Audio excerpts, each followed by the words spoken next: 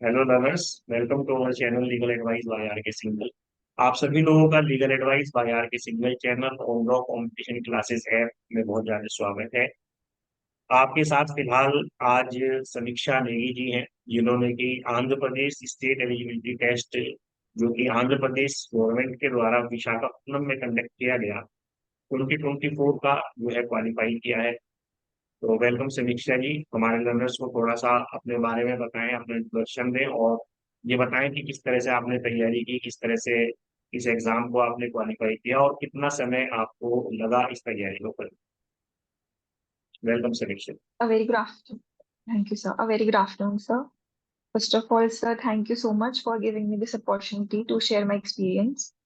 And without your support, it would have not been possible to clear the exam because sir, syllabus बहुत ज़्यादा है और इसको cover करना मतलब बहुत मुश्किल है अगर आप बुक्स से कवर करने लगे। तो सर आपकी क्लासेस देखी थी और वहीं से पूरा कोर्स कंप्लीट किया हाँ जी। एंड तो थोड़ा समीक्षा जी अपने बारे में बताएं कि आप कहाँ के रहने वाले हैं और आपकी क्वालिफिकेशन क्या है और आपने क्वालिफिकेशन कहाँ कहाँ से की है, इस तरह थोड़ा सा ये इसके बारे में बताएं।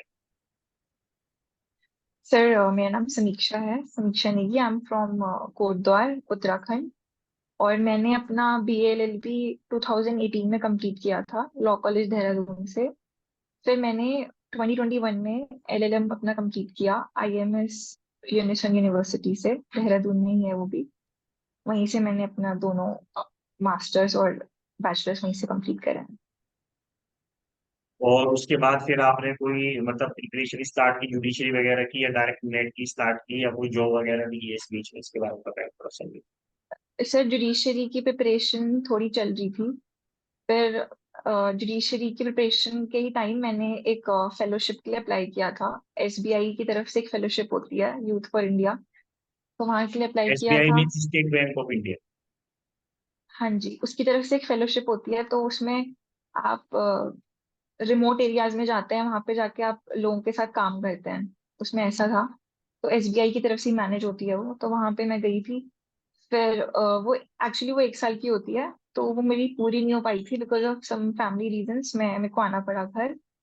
तो फिर मैं आ गई थी। फिर मैंने नेट की प्रिपरेशन स्टार्ट कर दी थी अभी 2023 से, जून से। तो 2023 में जैसे आपने नेट की प्रिपरेशन स्टार्ट की, तो उस समय आपका क्या एम रहा या क्या आपके माइंड में फ्यूचर प्लानिंग रही जिसकी वजह से आपने प्रिपरेशन स्टार्ट की, और हमारी ये जो क्लासेस हैं इनके बारे में आपको कहाँ से पता चला, इसके बारे में। तो मुझे आपकी क्लासेस के बारे में, आपकी फ्री वीडियोस जो होती हैं उनसे ही पता चला था। फिर वहां पे आपका कांटेक्ट आता है, तो फिर आप शेयर करते हैं। फिर वहीं से आपसे कांटेक्ट किया था। और उस समय जब मेरा प्रिपरेशन का टाइम स्टार्ट हो रहा था, तो मैंने मतलब मेरा यही था कि नेट क्वालिफाई करना है। और फिर धीरे धीरे JRF की तरफ ले सोचा था। तो उसी चीज को माइंड में रख के प्रिपरेशन शुरू करी।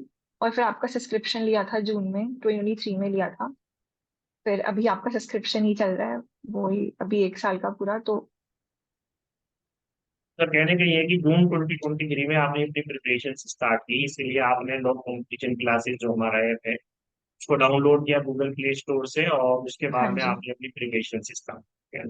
तो ये बताइए कि इसमें जैसे आपने अपनी प्रिपरेशन स्टार्ट की, तो फ्रॉम द मतलब कहना चाहिए जीरो लेवल की भाई हमारी कोई अभी प्रिपरेशन नहीं है, यहाँ से आपने अपनी प्रिपरेशन स्टार्ट की, या कोई आपने प्रिपरेशन किसी और ऑफलाइन कोचिंग वगैरह से करके की थी, उसके बाद जैसे एक साइड में कि भाई चलो ऑनलाइन कोचिंग है इसको ज्वाइन कर लेते हैं, इस तरह से आपने इस तरह से स्टार्ट की, या एक मेन कोचिंग के फॉर्म में इस ऑनलाइन कोचिंग के थ्रू आपने अपनी प्रिपरेशन शुरू किया, इसके बारे में थोड़ा बताइए। फिर मैंने इसको एज अ मेन कोचिंग ही यूज किया है। और मैंने कोई प्रिपरेशन, पहले से कोई प्रिपरेशन नहीं थी, मैं जीरो से ही स्टार्ट किया है। और यहाँ पे जहाँ पे मैं रहती हूँ, एक्चुअली यहाँ पे ये ऐसी मतलब यहाँ पे लॉ के लिए कोई ऐसी कोचिंग नहीं है, और फॉर नेट या फिर जुडिशरी के लिए। तो हम लोगों के लिए थोड़ा मुश्किल हो जाता है फिर बाहर जाना और कोचिंग्स वगैरह सर्च करना, फिर अकोमोडेशन ढूंढना। तो मैंने आपकी ही कोचिंग से स्टार्ट किया है, और मतलब जीरो से ही स्टार्ट किया था। मतलब आपने सब पेपर अपने जो नोट्स वगैरह हैं वो सब यहीं से बनाए, है ना, और हाँ उसके बाद जी। में अपनी अपनी प्रिपरेशन को स्टार्ट किया।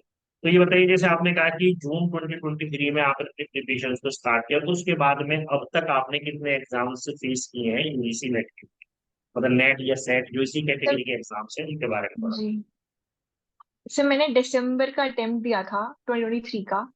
वो मेरा पहला अटेम्प्ट था। तो अ, वो उसमें मेरे आई थिंक उसमें मेरे 152 मार्क्स आए थे। टोटल। तो मेरे 152 मार्क्स आए थे, हाँ जी, टोटल। तो फिर उस पूरे पीरियड में, मतलब जून से लेकर और दिसंबर तक सिर्फ लॉ ही पढ़ा था। पेपर वन का ऐसा कुछ प्रिपरेशन नहीं हो पाई थी। सिर्फ लॉ ही हुआ इतने में कंप्लीट। और एक बार रिवीजन हुआ था, ज्यादा बार रिवीजन भी नहीं हो पाया था। फिर उसके नेट एग्जाम के बाद से फिर मैं रिवीजन करना शुरू किया। मैंने सिर्फ रिवीजन किया आपके नोट्स का। और मैंने पीवाई क्यूज भी सॉल्व करे थे। सेट सेट एग्जाम्स के भी और नेट के जितने भी हैं पीवाई क्यूज, वो सब मैंने सॉल्व करे हैं।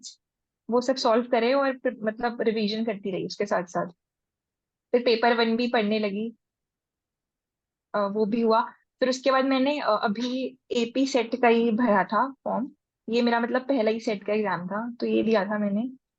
तो विशाखापट्टनम में हुआ था इसका एग्जाम, ऑफलाइन कंडक्ट हुआ था। तो मैं वहीं गई थी एग्जाम देने, और वहीं मैंने ऑफलाइन फिर इसका एग्जाम दिया था 28 अप्रैल को। फिर यहाँ पे हो गया। तो समीक्षा जी ने जैसे आपको बताया कि जून 2023 से इन्होंने अपनी प्रिपरेशन स्टार्ट की, और जैसे 6 मंथ्स के करीब हुए जब उन्होंने अपना सबसे पहला अटेम्प्ट दिया, यूजीसी नेट दिसंबर 2023 का एग्जाम था। तो जैसे कि हम सभी को कहते हैं भाई 6 मंथ्स में केवल एक बार ही कोर्स कवर हो पाता है, तो समीक्षा जी ने खुद ही बताया कि बहुत लंबा कोर्स है और नियर अबाउट 32 जी। सब्जेक्ट्स हैं, तो इनको सबको एक बार कवर करना, उसके बाद में इनका रिवीजन करना अपने आप में मस्त रहता है। तो कहने का मतलब ये है कि दिसंबर 2023 में जब आपने एग्जाम दिया, ठीक है कि आपको क्वालिफाई नहीं हुआ हो पाया, लेकिन कहीं ना कहीं आपके मन में कॉन्फिडेंस जरूर डेवलप हुआ कि अगर मैं नेक्स्ट टाइम इस एग्जाम को दूंगी तो I will qualify the exam, है ना? क्या ये फीलिंग आपकी रही हाँ है जी। दिसंबर 2023 का एग्जाम देने के बाद? सर यस, ये फीलिंग रही है। ये लगा है कि मतलब हो जाएगा अगर आप इसका ही मतलब रिवीजन करते रहें। और पेपर वन में भी आप इक्वल अगर ध्यान दो तो हो जाएगा। बस यही है कि आप मतलब, हाँ जी, ये है कि आपको, मुझे ऐसा लगता है कि जब आप रिवीजन कर रहे हैं तो आपको ना पीवाई क्यूज आप सॉल्व करते रहें उसके साथ साथ। आप ये ना सोचे कि पहले हम इतना पढ़ लें फिर पीवाई क्यू करेंगे। आप क्वेश्चन सॉल्व करते रहिए, तो उससे एक आपका अच्छी अप्रोच बन जाती है आई थिंक क्वेश्चन सॉल्व करने में। वो काफी हेल्पफुल रहता है।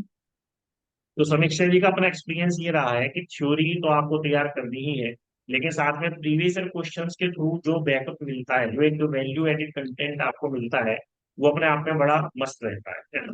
तो समीक्षा जी ये भी बताइए कि कितनी बार आप समझते हैं कि हम एक बार कोर्स को पढ़ने के बाद में रिवीजन करना चाहिए कि हम अपना एग्जाम क्वालिफाई कर जाएं? इसके लिए आपका क्या आपका मानना है, क्या आपने एक्सपीरियंस किया है अपना, ये बताइए।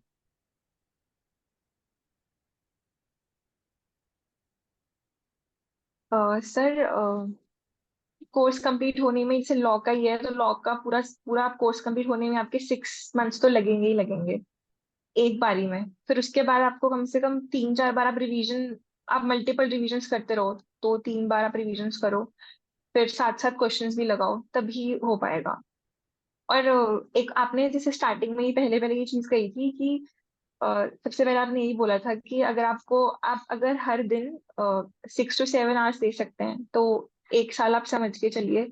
उससे कम दे सकते हैं तो 2 साल। तो वो चीज भी थी दिमाग में। तो उस हिसाब से ही मतलब, क्योंकि कोर्स काफी बड़ा है, इतनी जल्दी नहीं हो सकता। तो सर वही बस, मैंने आपके नोट्स पे ही ध्यान दिया था और पीवाई क्यूज ही सॉल्व करे थे। इसके अलावा मैंने कोई ऐसे ऐसा कोई बुक रेफर वगैरह नहीं करी है। तो जैसे आपने बताया कि आपने नोट्स ही पढ़े थे और प्रीवियस क्वेश्चन से भी आपने बार बार प्रैक्टिस की और आपको लगता है कि प्रीवियस क्वेश्चन से आपको काफी हेल्प मिली है, तो ये बताइए कि क्या प्रीवियस क्वेश्चंस के जो क्लासेस हैं वो भी आपको हमारे ऐप पे अवेलेबल मिली या नहीं मिली, या प्रीवियस क्वेश्चंस की जो प्रैक्टिस थी वो आपके लिए कितनी हेल्पफुल रही फ्रॉम द कॉम्पिटिशन क्लासेस के बारे में थोड़ा बताएं।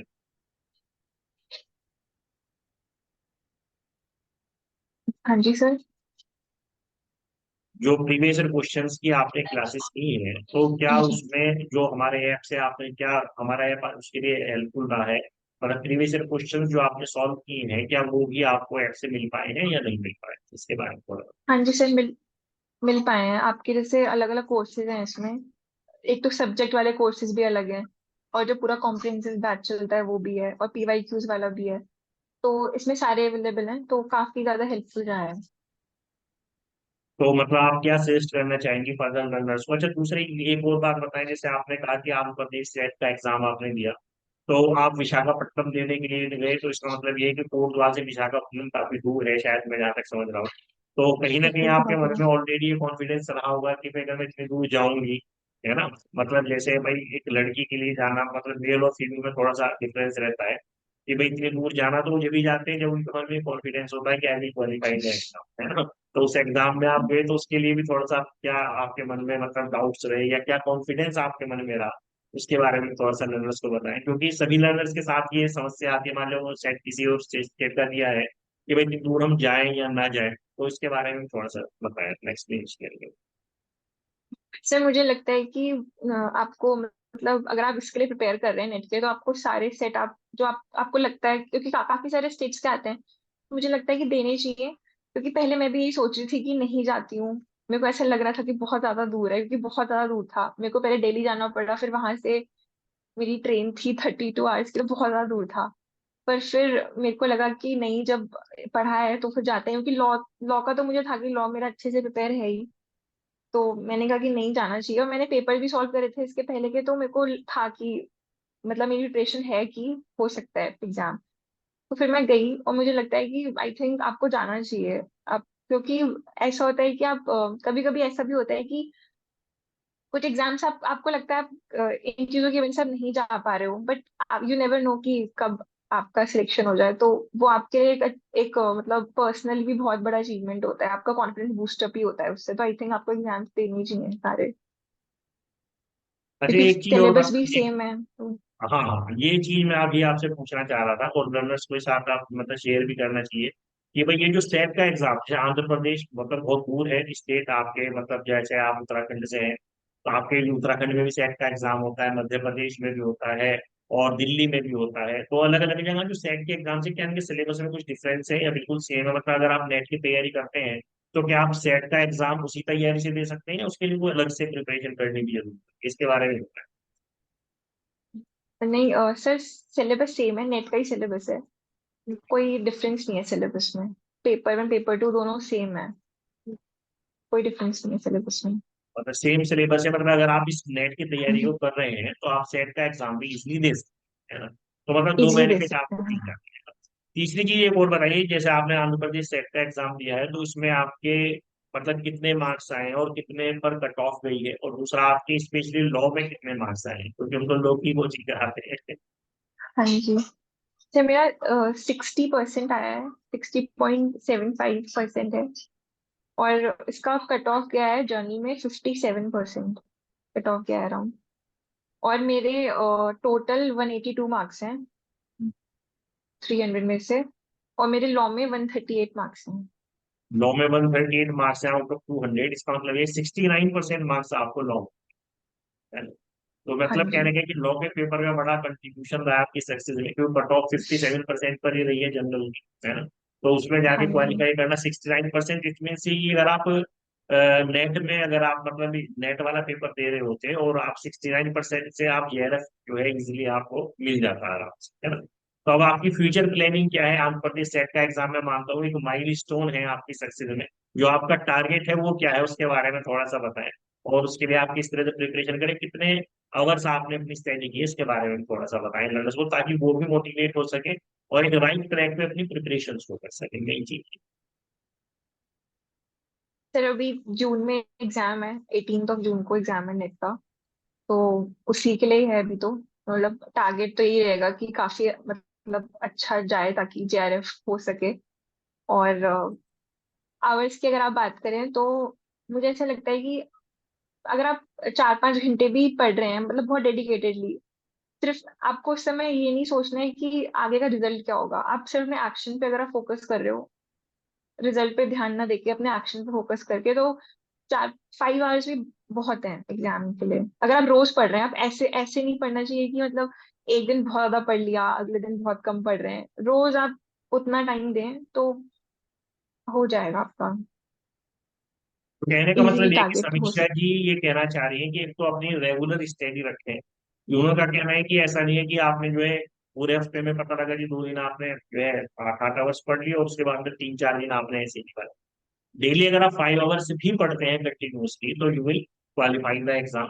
और दूसरा समीक्षा जी का कहना यह है कि भाई जो तैयारी है वो अपने आप में जो है कंटिन्यूअस आपको लेकर के चलनी है। और मेन चीज ये होती है कि तैयारी करते वक्त मुझे एक डर रहता है कि वहाँ रिजल्ट क्या रहे, है ना? तो उन्होंने कहा कि रिजल्ट हम्म। की तरफ आप ना ध्यान दें, मतलब कहने का ये कि जो एक डर मन में बैठ जाता है तैयारी करने वाले लर्नर की किसी के भी कि मैं पढ़ रहा हूँ पता नहीं, उससे एक नर्वसनेस आती है, डिप्रेशन आता है। और ये अपने आप में नॉर्मल फिनोमिना है अगर किसी भी लर्नर को ही आ रहा है। तो इसी चीज से आपको आगे निकलते हुए आपको सिर्फ अपने एक्शन के ऊपर फोकस करना है। जब समीक्षा जी ने कहा कि एक्शन के ऊपर फोकस करना है, मतलब अपनी स्टडीज के ऊपर आप फोकस रखो। बाकी आप ये सोच लो कि अगर कर्म आप कर रहे हैं तो ईश्वर बाउंड है आपको रिजल्ट देंगे, he is bound to give you the result. जी। और उसी का परिणाम है कि देखिए एक माइलस्टोन इन्होंने प्राप्त कर लिया। शायद इसके बारे में नहीं सोचा होगा कि आंध्र प्रदेश का सेट मैं देने जाऊं और आंध्र प्रदेश का सेट मुझे मिल जाएगा, ये आपका कोई टारगेट नहीं रहा, ये आपका टारगेट रहा है।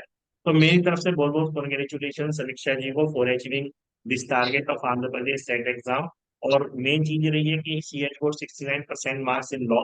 और आगे मैं चाहूंगा कि आगे भी वो उसी तरह से अपना जो है जूनियर रिसर्च फेलोशिप और नेट क्वालिफाई करें जून 2024 एग्जाम में। तो मेरी तरफ से बहुत बहुत congratulation Samiksha ji for getting this success. और आपको एक मैसेज देना चाहेंगे हमारे लर्नर्स को in the last? Thank you so much sir. And sir, मैं यही बोलना चाहूंगी कि जैसे आपने भी बोला कि अब आप हमें क्लासेस में भी काफी बताते हैं कि अपने कर्म पे ध्यान देना चाहिए, फल की इच्छा नहीं करनी चाहिए। तो आई थिंक पढ़ाई हम सब कर रहे हैं, मेहनत सब करते हैं। पर सबसे ज्यादा जरूरी मेरे ख्याल से आपका माइंड का फोकस होता है कि अपने माइंड में जो आप पढ़ रहे हो ना, आप सिर्फ पढ़ाई के बारे में ही सोचो, कोई और थॉट्स नहीं आना चाहिए। और एक और चीज होती है मेंटल रिवीजन, मतलब आपके दिमाग में आप कभी कुछ भी कर रहे हैं पर आपके दिमाग में ना पढ़ाई ज्यादा रहनी चाहिए, आपके दिमाग में क्वेश्चंस आते रहे कि मैंने ये पढ़ा था। आप मतलब मेंटली उसको रिवाइज करते रहें तो एक काफी अच्छा स्मूथ तरीका हो जाता है पढ़ाई करने का। मतलब यू शुड बी फोकस्ड। आप आपके दिमाग में वो रहना चाहिए, even if you not opening the book, लेकिन आपके दिमाग में वो चीजें रहनी चाहिए। आप बार बार उसको हर चीज से रिलेट करते रहेंगे तो इजीली चीजें हो जाएंगी। अच्छा, दूसरी चीज यही मैं होता जानना चाह रहा हूँ कि जैसे इतने सारे एक्ट्स हैं, मैं आपने सारे एक्ट्स को एक साथ पढ़ा, तो जो प्रॉब्लम क्या आती है कि नए लर्नर को कि उसने मान लिया आज आईपीसी पढ़ा, इंडियन पीनल कोड पढ़ा। तो इंडियन पीनल कोड ठीक है उसने लर्न कर लिया, उसके बाद उसने मान लिया लॉ ऑफ कॉन्टेक्ट पढ़ा। तो जब हम लॉ ऑफ कॉन्टेक्ट पढ़ते हैं हम उससे कहते हैं कि लॉ ऑफ क्राइम्स के बारे में, कहता है सर लॉ ऑफ क्राइम्स हमारे याद है ना। तो एक जनरल प्रॉब्लम है जो सभी लर्नर्स के साथ आती है, आपने भी फेस की होगी अपनी तैयारी के दौरान। तो इस चीज से बाहर निकलने का कोई तरीका है जो आप समझते हैं कि ये फिट तरीका है इस चीज से बाहर निकलने का, या हमें क्या करना चाहिए उस चीज से मीटअप करने सर मुझे लगता है कि पहले पहले स्टार्टिंग में आप पढ़ेंगे तो ये बहुत ज्यादा आपको दिक्कत देगा। पर जैसे मैंने पहले जुडिशरी का भी पढ़ा था, तो सेक्शंस मेरे को लगता है कि आप ना एक टाइम आप ऐसा कर लीजिए आपके अपने दिन में कि आप बेयर एक्ट आपके पास है और आप उसके सिर्फ इंडेक्स आप देख लीजिए। तो अब वो आप कंटिन्यूअस रोज देखिए, एक एक घंटा देखिए आपने ऐसे रोज, और उसको आप अपने दिमाग में रिवीजन करते रहिए। तो उससे काफी आपको हेल्प होगी। जैसे कोई भी आपने टाइम ले लिया, आप कोई भी जैसे टाइम में जैसे सोने से पहले उस समय आपने जैसे बेरेक ले ली, कॉन्ट्रैक्ट की ले ली, आईपीसी की ले ली, और भी जो हमारे पास सेक्शंस वाले हैं, और आपने सिर्फ इंडेक्स देख लिया, एक बार इंडेक्स देख लिया, आप सब देखते रहे, आप रिपीटेडली रोज रोज देखेंगे तो वो आपके दिमाग में ऑटोमेटिकली फील हो जाएंगी, फिर इतनी प्रॉब्लम नहीं होगी। मतलब कहने का है कि सिस्टेमेटिक अप्रोच से आपको क्या करना है कि समराइज करके उस चीज को बार बार करना है, तो वो चीजें आप जो है उस चीज को मीट आउट कर सकते हैं। तो थैंक यू समीक्षा हाँ जी जी। For giving your valuable time and your valuable advice to our new learners and for joining this session. और दूसरा मैं चाहूंगा आगे समीक्षा जी जो है इसी तरह से अपने करियर में आगे बढ़ती रहे। Thank thank